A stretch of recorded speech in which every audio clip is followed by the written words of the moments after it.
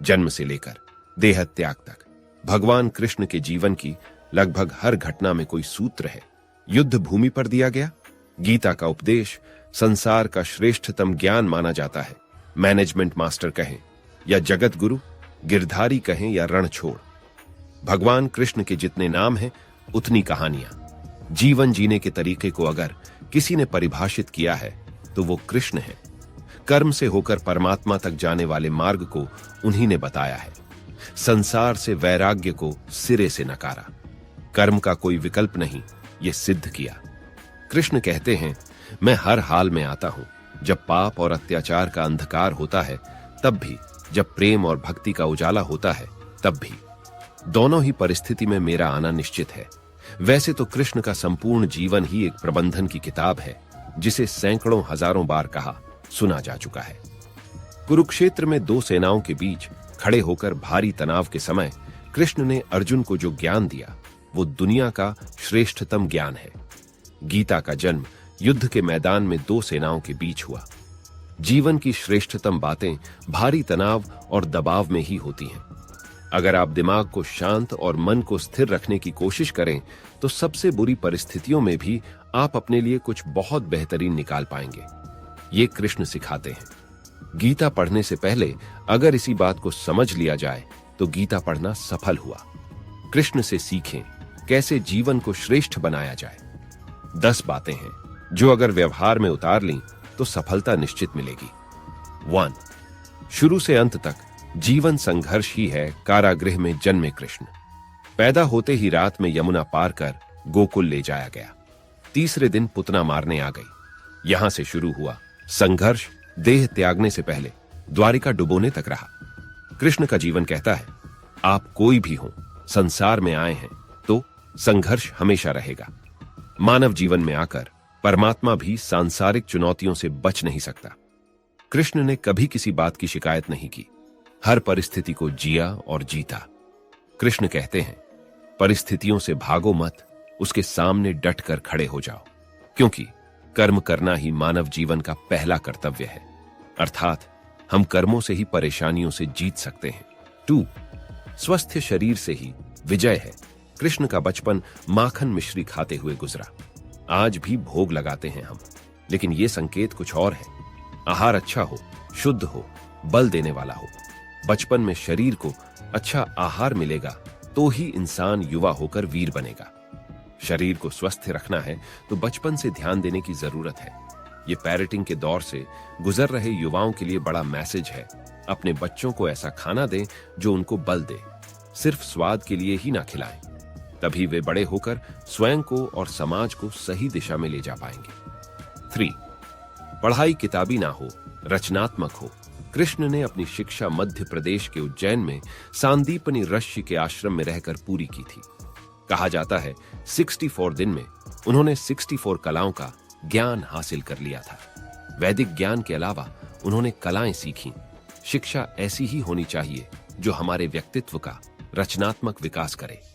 संगीत, नृत्य, युद्ध सहित 64 कलाएं कृष्ण के व्यक्तित्व का हिस्सा है।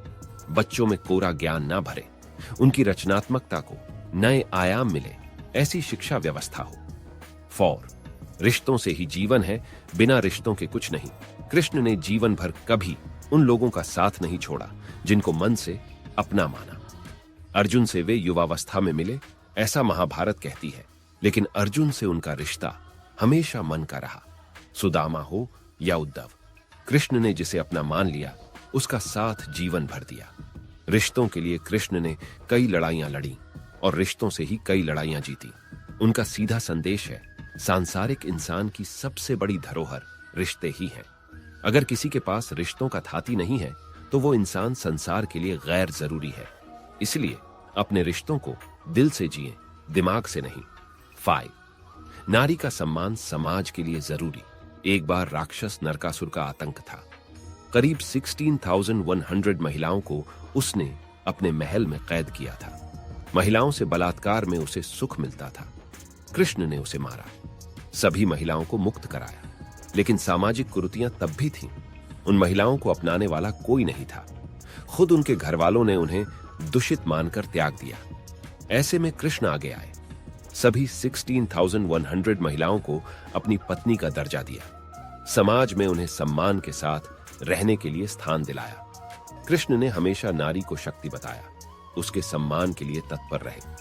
पूरी महाभारत नारी के सम्मान के लिए ही लड़ी गई। सो आप कृष्ण भक्त हैं तो अपने आसपास की महिलाओं का पूरा सम्मान करें। कृष्ण की कृपा पाने का यह सरलतम मार्ग है। 6. आपके मतभेद अगली पीढ़ी के लिए बाधा ना बने। अर्थात जैसे कम ही लोग जानते हैं कि जिस दुर्योधन के खिलाफ कृष्ण ने आजीवन पांडवों का साथ दिया, उसकी मौत का कारण भी कृष्ण की कूटनीति बनी। वो ही दुर्योधन रिश्ते में कृष्ण का समद्धि भी था। कृष्ण के पुत्र साम ने दुर्योधन की बेटी लक्ष्मणा का अपहरण करके उससे विवाह किया था, क्योंकि लक्ष्मणा साम से विवाह करना चाहती थी, लेकिन दुर्योधन खिलाफ था। साम को कौरवों ने बंदी भी बनाया था। तब कृष्ण ने दुर्योधन को समझाया था कि हमारे मतभेद अपनी जगह हैं, लेकिन हमारे विचार हमारे बच्चों के भविष्य में बाधा नहीं बनने चाहिए। दो परिवारों के आपसी झगड़े में बच्चों के प्रेम की बलि ना चढ़ाई जाए। कृष्ण ने लक्ष्मणा को पूरे सम्मान के साथ अपने यहां रखा। दुर्योधन से उनका मतभेद हमेशा रहा, लेकिन उन्होंने उसका प्रभाव कभी लक्ष्मणा और साम की गृहस्थी पर नहीं पड़ने दिया। 7. शांति का मार्ग ही विकास का रास्ता है। अर्थात जैसे कृष्ण ने महाभारत युद्ध के पहले शांति से समझौता करने के लिए पांडवों और कौरवों के बीच मध्यस्थता की। हालांकि दोनों ही पक्ष युद्ध लड़ने के लिए आतुर थे, लेकिन कृष्ण ने हमेशा चाहा कि कैसे भी युद्ध टल जाए। झगड़ों से कभी समस्याओं का समाधान नहीं होता है। शांति के मार्ग पर चलकर ही हम समाज का रचनात्मक विकास कर सकते हैं। कृष्ण ने समाज की शांति से मन की शांति तक दुनिया को यह समझाया कि कोई भी परेशानी तब तक मिट नहीं सकती जब तक वहां शांति ना हो, फिर चाहे वो समाज हो या हमारा खुद का मन। शांति से ही सुख मिल सकता है, साधनों से नहीं। 8. हमेशा दूरगामी परिणाम सोचें। अर्थात जैसे महाभारत में जुए की घटना के बाद पांडवों को वनवास हो गया, कृष्ण ने अर्जुन को समझाया कि यह समय भविष्य के लिए तैयारी करने का है। महादेव शिव, देवराज इंद्र और दुर्गा की तपस्या करने को कहा।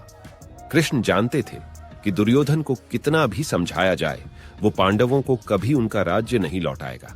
तब शक्ति और सामर्थ्य की जरूरत होगी। कर्ण के कुंडल कवच पांडवों की जीत में आड़े आएंगे, ये भी वे जानते थे। उन्होंने हर चीज पर बहुत दूरगामी सोच रखी। कोई भी फैसला तात्कालिक आवेश में नहीं लिया। हर चीज के लिए आने वाली पीढ़ियों तक का सोचा। यही सोच समाज का निर्माण करती है। 9. हर परिस्थिति में मन शांत और दिमाग स्थिर रहे। अर्थात जैसे पांडवों के राजसूय यज्ञ में शिशुपाल कृष्ण को अपशब्द कहता रहा। छोटा भाई था, लेकिन मर्यादाएं तोड़ दी। पूरी सभा चकित थी, कुछ क्रोधित भी थे, लेकिन कृष्ण शांत थे, मुस्कुरा रहे थे। शांति दूत बनकर गए तो दुर्योधन ने अपमान किया।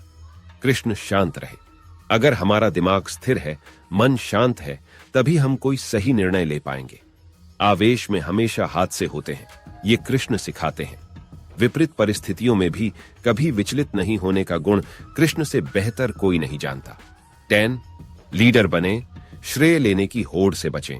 अर्थात जैसे कृष्ण ने दुनिया भर के राजाओं को जीता था, जहां ऐसे राजाओं का राज्य था जो भ्रष्ट थे, जैसे जरासंध, लेकिन कभी किसी राजा का सिंहासन नहीं छीना। कृष्ण के पूरे जीवन में कभी ऐसा नहीं हुआ कि उन्होंने किसी राजा को मारकर उसका शासन खुद लिया हो। जरासंध को मारकर उसके बेटे को राजा बनाया, जो चरित्र का अच्छा था। सभी जगह ऐसे लोगों को बैठाया जो धर्म को जानते थे। कभी किंग नहीं बने, हमेशा किंग मेकर की भूमिका में रहे। महाभारत युद्ध में भी खुद हथियार नहीं उठाया। पूरा युद्ध कूटनीति से लड़ा, पांडवों को सलाह देते रहे, लेकिन जीतने का श्रेय भीम और अर्जुन को दिया। कृष्ण का जीवन ऐसी ही बातों से भरा पड़ा है। जरूरत है नजरिए की। उनका जीवन आपके लिए माइथोलॉजी का एक हिस्सा मात्र भी हो सकता है, और आपका पूरा जीवन बदलकर रख देने वाला ज्ञान भी। आवश्यकता हमारी है, हम उनके जीवन से लेना क्या चाहते हैं। कृष्ण मात्र कथाओं में पढ़ा या सुना जाने वाला पात्र नहीं है, वो चरित्र और व्यवहार में उतारे जाने वाले देवता हैं। इसके साथ ही मैं आपसे विदा लेता हूं। अगर आपको ये श्री कृष्ण ज्ञान अच्छे लगे तो हमारे चैनल को सब्सक्राइब करें और दूसरों से शेयर करें। धन्यवाद।